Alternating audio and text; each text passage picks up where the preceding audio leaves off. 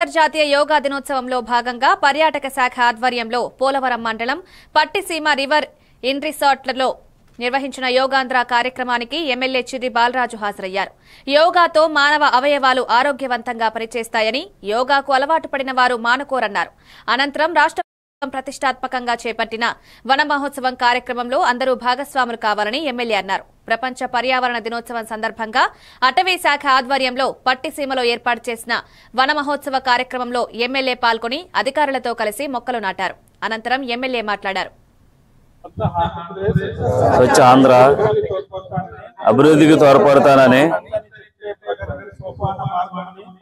పచ్చని చెట్టే ప్రగతి సోపాన మార్గమని గుర్తెరిగి ప్రకృతిలోని సమతుల స్థితి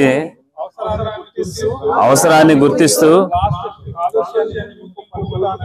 కాలుష్యాన్ని ముగింపు పలుకుతానని, ప్రతి నీటి బొట్టును సద్వినియోగపరుస్తానని, చెట్ల ఆవశ్యకత పట్ల అవగాహన పెంచుతానని,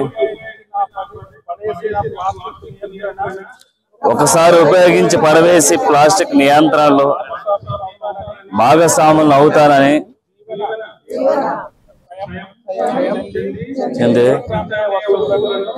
చాలా వస్తువులు గురించి అవగాహన పెంచుతానని, వనాలను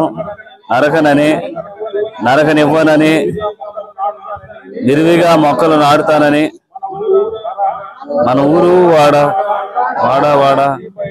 ఇంటి బయట అన్ని చోట్ల మొక్కలు నాటడంతో వాటి సంరక్షణ బాధ్యతను కూడా స్వీకరించి స్వచ్ఛ హరిత ఆంధ్రగా తీర్చిదిద్దేందుకు